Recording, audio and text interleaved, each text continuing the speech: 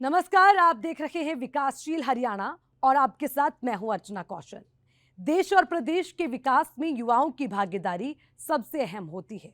विभिन्न क्षेत्रों में युवा अपनी प्रतिभा से तरक्की को नया पंख लगाते हैं। लिहाजा सरकार की ये कोशिश होती है कि युवाओं को अधिक से अधिक शिक्षा और फिर रोजगार मुहैया करवाया जाए। मुख्यमंत्री मनोहर लाल पिछले करीब 8.5 साल से प्रदेश के हित में युवाओं के इसी सपने को साकार करने में जुटे हैं। मुख्यमंत्री मनोहर लाल का दावा है कि उन्होंने सरकारी नौकरियों में पारदर्शिता लाकर भ्रष्टाचार और भाई भतीजावाद पर बड़ी सर्जिकल स्ट्राइक की है, जिससे अब सिर्फ योग्य युवाओं को सरकारी सेवा का मौका मिल रहा है। लेकिन मुख्यमंत्री मनोहर लाल पूरी जिम्मेदारी के साथ ये भी मानते हैं कि सभी युवाओं को सरकारी सेवा में नहीं लाया जा सकता, लिहाजा प्राइवेट सेक्टरों में भी रोजगार के अवसर तलाशे जा रहे हैं। पिछले कुछ सालों में सरकार ने कई ऐसे कदम उठाए हैं जिससे युवाओं को विभिन्न क्षेत्रों में रोजगार मिलना आसान हुआ। तो चलिए विकासशील हरियाणा के जरिए बेरोजगारी के खात्मे पर मनोहर कदम के बारे में जानते हैं।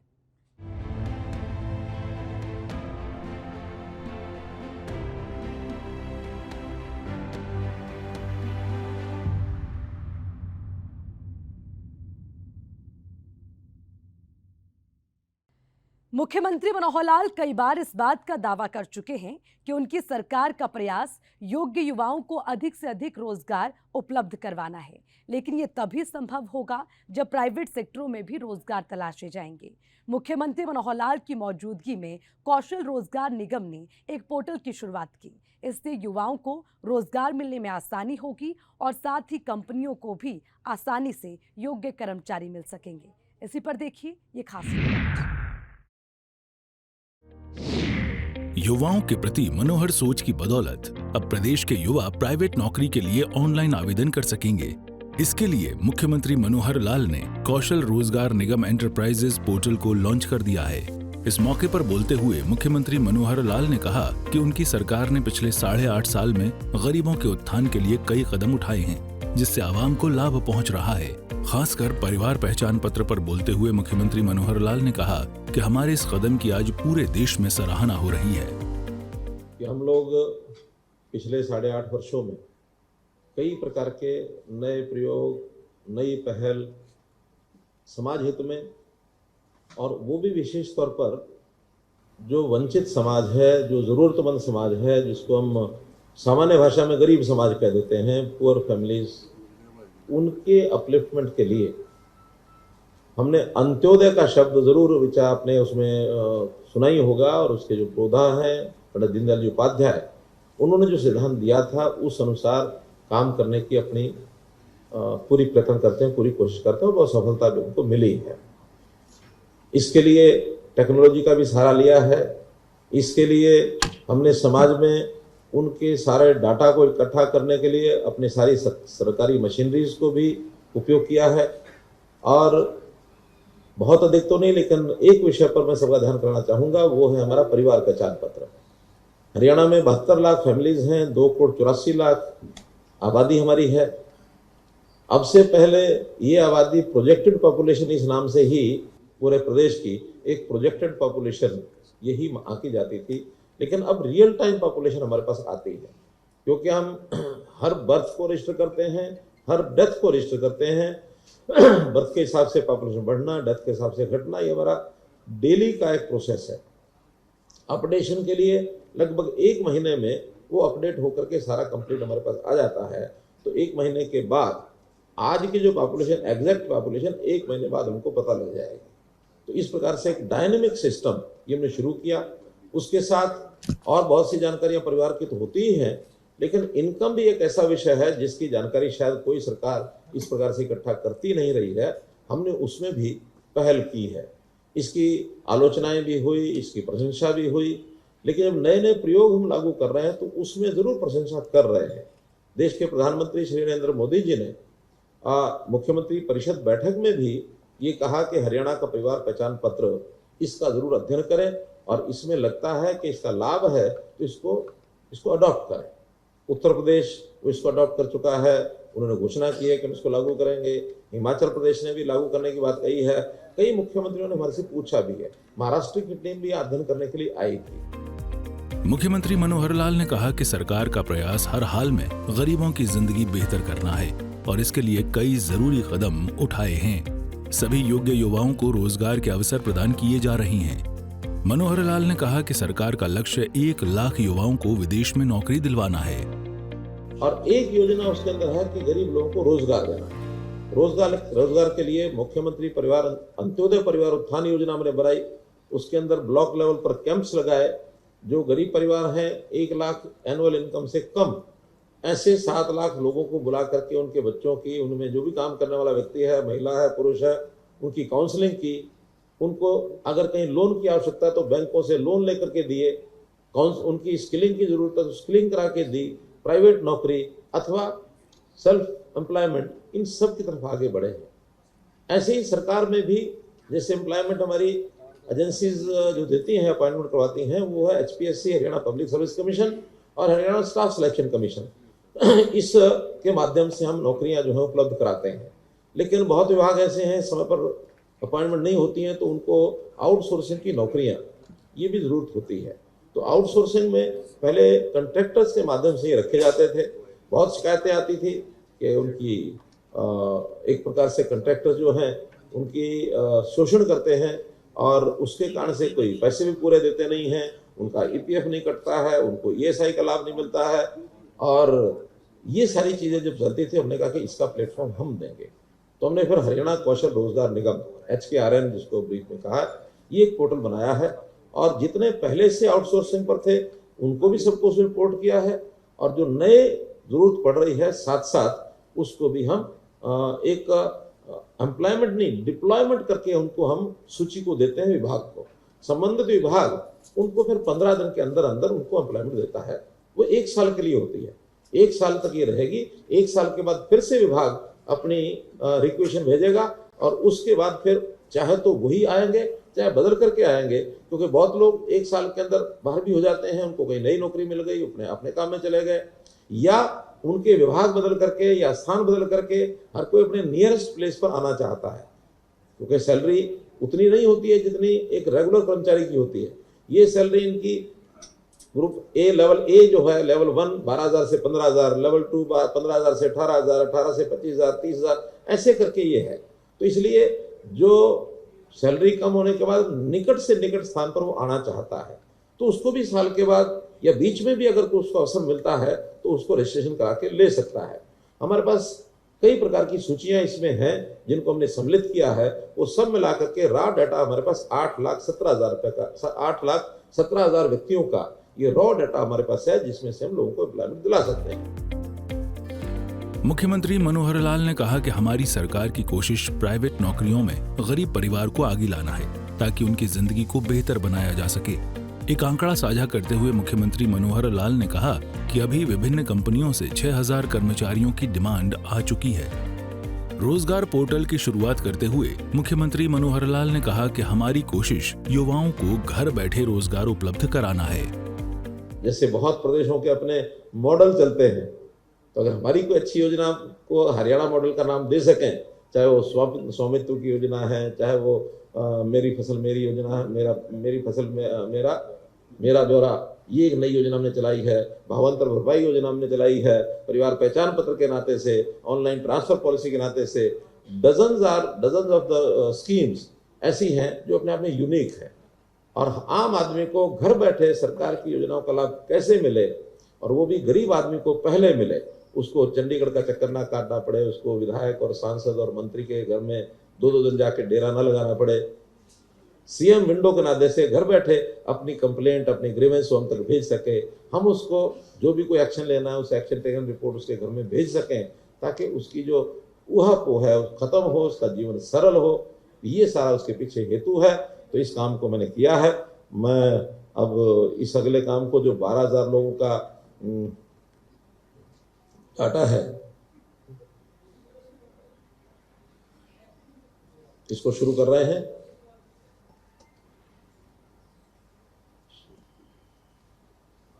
ये जाना शुरू हो गया, 2 को पहुंचा, 3 को पहुंचा, अब इनको मैसेज जा रहे हैं सबको। कि आप अमुक फैक्ट्री में जाकर के संपर्क करिए अगले 15 दिन के अंदर कभी भी, और उन फैक्ट्रीज को भी पता लग जाएगा, उन कंपनीज को भी, कि हमारे यहाँ शॉर्टलिस्ट होके ये लोग आए हैं जिनको हमने इंटरव्यू करना है। तो ये 12,000 लोग ऐसे, ये नंबर ऑफ कितने वो हैं हमारी कंपनी जिन्होंने दिया है 6,095,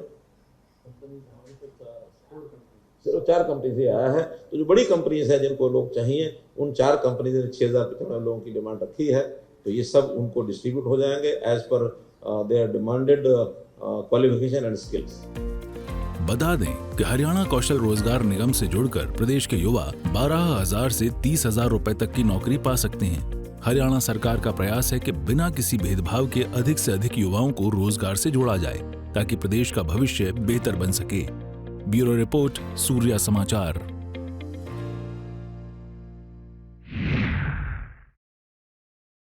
अब आपको बताते हैं कि मुख्यमंत्री मनोहर लाल के दावों के मुताबिक पिछली सरकार में युवाओं के भविष्य के साथ किस तरह से छलावा किया जा रहा था। प्रदेश में बेहतर स्वास्थ्य सुविधा के लिए कितने डॉक्टरों की जरूरत होती थी और हर साल कितने नए बच्चे MBBS में एडमिशन ले रहे थे। मुख्यमंत्री मनोहर लाल ये मानते हैं कि सरकार का काम इस बात का भी ध्यान रखना होता है कि हमें कहां कितने लोगों की जरूरत है।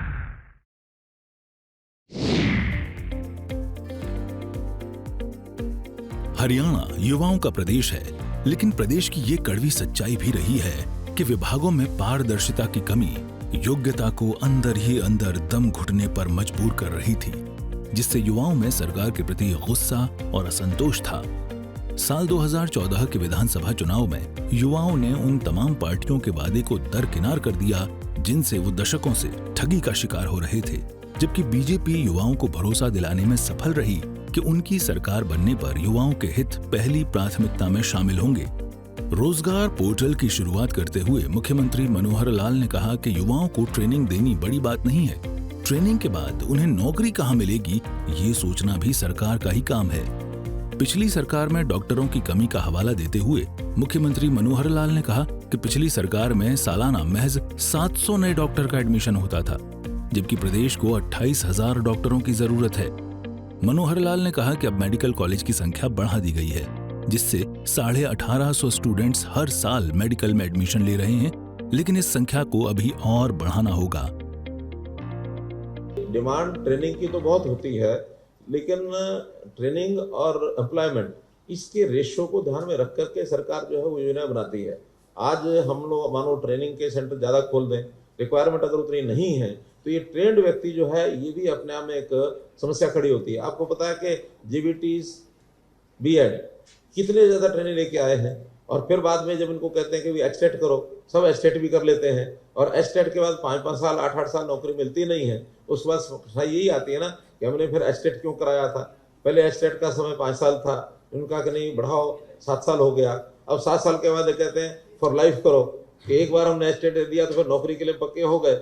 नौकरी लेना ट्रेनिंग लेना दोनों अंतर है, और कभी भी कोई सरकार कोई सिस्टम इन दोनों की रेशियो को ध्यान रखते हैं कि हमने किस नौकरी के लिए कितने लोगों को ट्रेन करना है। जिनकी कमी रहती है उनको हम लगातार बढ़ाते हैं। उदाहरण के लिए डॉक्टर्स हैं, आज हमने घोषणा की कि हरियाणा में हमको 28,000 डॉक्टर चाहिए, और अभी हर साल जो आज से 8 साल पहले हमको विरासत में जो चीज़ मिली 700 डॉक्टर एडमिशन होते थे MBBS। जब मैंने कहा कि 700 के साथ 28,000 कभी हो ही नहीं सकते, तब हमने मेडिकल कॉलेज बढ़ाने शुरू किए, नंबर ऑफ सीट्स बढ़ानी शुरू की। आज वो 1850 MBBS एडमिशन हर साल होते हैं, यानी लगभग 2.5 गुना हम ले गए हैं। लेकिन और भी मेडिकल कॉलेज 7 हो या 8 ऐसे मेडिकल कॉलेज हैं जो पाइपलाइन में है। ये पाइपलाइन में जब हो जाएंगे तो हमारी अपेक्षा है कि लगभग 3,000 डॉक्टर्स हर साल ट्रेंड होने चाहिए हरियाणा से, तब हम जाकर के ये 28,000 की संख्या, और तब तक हमारी आवश्यकता भी बढ़ जाएगी। बहुत डॉक्टर्स ऐसे करने के बाद वो विदेश भी जाते हैं, बहुत अपने स्वयं के काम भी करते हैं, और डॉक्टर्स की तो धीरे धीरे बढ़ता जा रहा दायरा। तो उस नाते से ट्रेनिंग उन्हीं को दी जाए जितनी आवश्यकता है। कभी कभी ऐसा भी था जब यानी हमारे जो टेक्नोलॉजी इंजीनियरिंग का इतना ज़्यादा हो गया था कि इंजीनियर बन जाओ, सब इंजीनियर बनने लग गए थे। आज उसका एक दबाव कम हो गया, इंजीनियर बहुत बार घूम रहे हैं, आप लोगों में से भी कई इंजीनियर होंगे, तो उस नाते से उतनी बड़ी आवश्यकता नहीं रही। आज डॉक्टर्स की आवश्यकता लग रही है। कभी IT के जो सॉफ्टवेयर के इंजीनियर्स, इनकी बहुत बड़ा एक सिस्टम था, आज अच्छे क्वालिफाइड सॉफ्टवेयर की जरूरत है। बाकी सॉफ्टवेयर के लोग तो बहुत ज़्यादा उसमें डिमांड ऐसी रही नहीं कभी, हालांकि बढ़ रही है डिमांड के हिसाब से आगे चलेंगे, मेरा इतना कहना है। सरकार का फोकस उद्योग बढ़ाने और इसके जरिए युवाओं को अधिक से अधिक रोजगार उपलब्ध करवाने पर है। मुख्यमंत्री मनोहर लाल ने कहा कि हरियाणा के कुछ ऐसे इलाके भी हैं जहां अगर कोई उद्योग लगता है और युवाओं को रोजगार देता है तो उसे इंसेंटिव राशि दी जाएगी।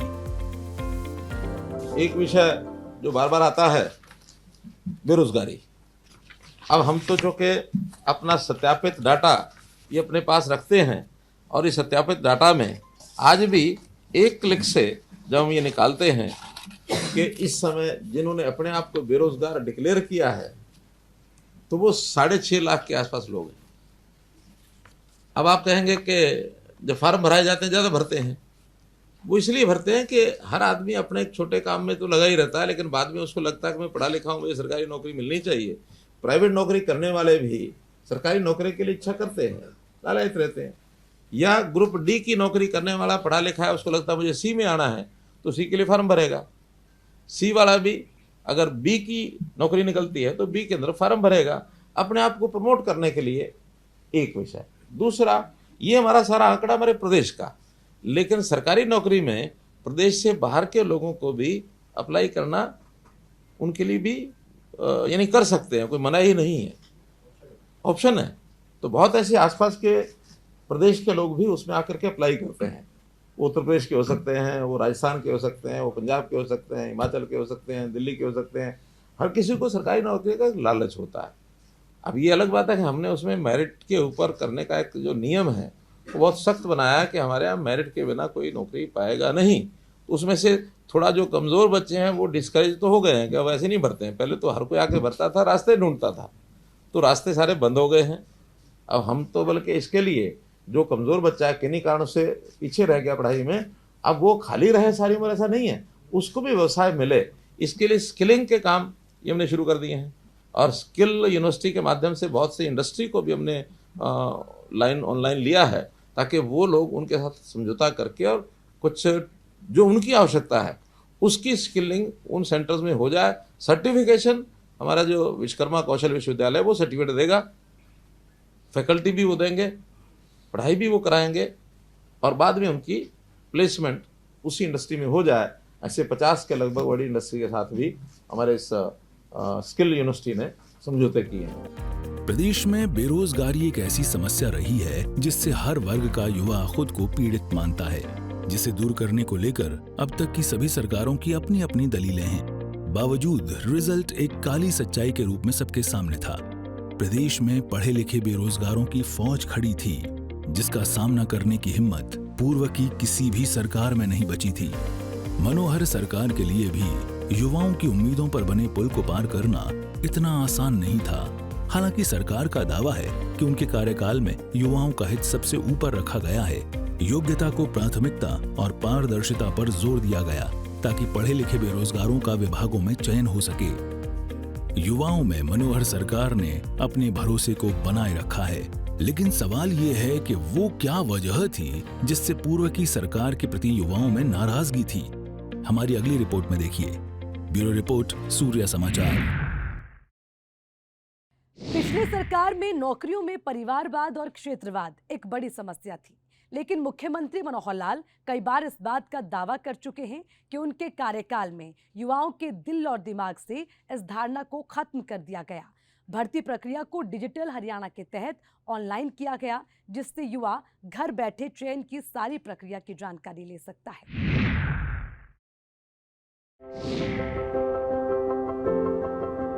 पूर्व की सरकारों पर यह आरोप लगते आए हैं कि नौकरियों में कुछ खास जिलों को महत्व दिया गया, जिससे प्रदेश के अन्य सक्षम युवक हाथ मसलते रह जाते थे। साल 2014 के विधानसभा चुनाव से पहले बीजेपी युवाओं की आवाज बनी। बीजेपी की शिकायत थी कि सरकारी नौकरियों में भेदभाव हो रहा है। बीजेपी के इस आरोप पर युवाओं का भी भरपूर साथ मिला और चुनाव के बाद परिणाम बीजेपी के पाले में आया। सरकार का दावा है कि नौकरियों में पारदर्शिता पर पहले दिन से काम शुरू कर दिया गया और गरीब से गरीब परिवार को कैसे रोजगार से जोड़ा जाए, इस पर काम किया गया है। और जो हमारे कांग्रेस के मित्र बार बार कहते हैं बेरोजगारी बढ़ गई, मैं समझता हूं जो भ्रष्टाचार के और जो इस प्रकार के कैंसर के रोगी भ्रष्टाचार करते थे और इन लोगों के आगे पीछे घूमते थे, वही कहते हैं हम बेकार हो गए, हम बेरोजगार हो गए। अगर उनके भ्रष्टाचारी लोग अगर बेरोजगार होते हैं, इसके कारण से उनको बेरोजगारी का बढ़ा हुआ आंकड़ा मिलता है, तो निश्चित रूप से उस प्रभाव के अंतर्गत वो कहेंगे कि बेरोजगारी ज्यादा हो गई। हम गरीब लोगों को रोजगार देने के लिए उद्योग लगाए, लघु उद्योग भरपूर मात्रा में, लगभग 8.5 लाख लोगों को प्राइवेट रोजगार मिला है। 1 लाख के लगभग लोगों को हमने सरकारी पक्की नौकरियां दिलाई हैं और ऐसे ही आउटसोर्सिंग पर HKR के माध्यम से भी हमने लोगों को रोजगार दिलाया है। चाहे बैंक से लोन है, चाहे सरकारी ग्रांट है, इस प्रकार के सारे लाभ उनको दिए गए हैं। सबने अपनी आय को बढ़ाने के उद्यम किए हैं। तो इस नाते से मित्रों, हर वर्ग को हमने और लाभ पहुंचाया है। प्रदेश के युवाओं को अब मेरिट और पारदर्शी तरीके से नौकरियां मिल रही हैं, लेकिन इसकी शुरुआत इतनी आसान भी नहीं रही है। प्रदेशवासियों के लिए यकीन करना मुश्किल था कि इतने सालों से चले आ रहे भ्रष्ट सिस्टम को कैसे खत्म किया जा सकता है, लेकिन आज रिजल्ट सभी के सामने है कि विकास के साथ साथ जनजीवन कैसे सुखी हो, उनका जीना कैसे सुलभ बने। नहीं तो आजकल, पहले हमने देखा कि जब सरकार में हम आए थे, वो बात है 2014 की, कि लोग चौथा फ्लोर भरा रहता था, शिकायतें लेके लोग पहुंचते थे, ट्रांसफर की एप्लीकेशन लेके पहुंचते थे। हमने कहा नहीं, आप अपने घर बैठे अपनी बात कहो। सीएम विंडो हमने बनाई, ट्रांसफर के लिए कोई एप्लीकेशन देने की जरूरत नहीं है, साल में एक बार हमको बता देंगे, आपकी सीनियोरिटी के हिसाब से ये स्थान आपको मिलेगा, आप 1, 2, 25, 50, 100 कितने ही स्थान भर के दे दो सरकारी कर्मचारी, और उसमें बटन दबाने के बाद एक साथ सबकी ट्रांसफर जो एलिजिबल हो जाएगा। अभी हमारे निशान सिंह जी कह रहे थे कि जो बेटियां हैं जिनकी शादी होती है, तो शुरू में 2-5 साल छोटे बच्चे होते हैं, वो दूर जाना पड़ता है उनको। हमने कहा पहले हमने 10 साल की सीनियोरिटी दी है, इस बार की जो पॉलिसी बनाएंगे इनको और ज्यादा सीनियोरिटी देंगे, ताकि पुरुषों के मुकाबले में या बड़ी अधेड़ आयु के जो महिलाएं, उससे भी ज्यादा इनको सुविधा मिल जाए, ताकि ये घर के नजदीक, जहां ये चाहती हैं, ससुराल के घर के नजदीक उनको नौकरी मिले। तो ये भी हम सुविधा अगले साल हम ये कर देंगे।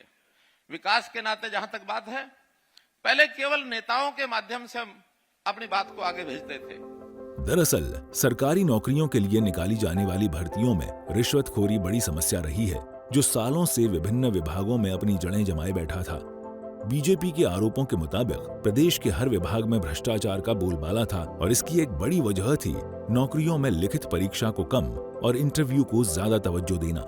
सरकार का दावा है कि इस पर लगाम लगाने के लिए कई सफल प्रयास किए गए, जिसकी वजह से अब योग्य उम्मीदवारों की नियुक्ति हो रही है। बता दें कि प्रदेश सरकार ने नियुक्ति में रिश्वतखोरी के लिए सबसे बड़ा जिम्मेदार इंटरव्यू को माना। इसके पीछे सरकार की दलील है कि पहले अभ्यर्थी को टेस्ट में कम मार्क्स आने के बावजूद उसे इंटरव्यू में ज्यादा मार्क्स देकर पास कर दिया जाता था, जो पात्र अभ्यर्थियों के साथ छलावा था।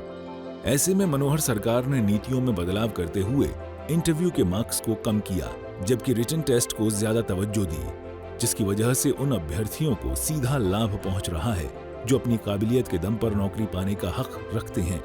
नौकरियों में पारदर्शिता लाने और युवाओं को विभागों के चक्कर लगाने से बचाने के लिए सभी भर्ती प्रक्रिया को ऑनलाइन किया गया।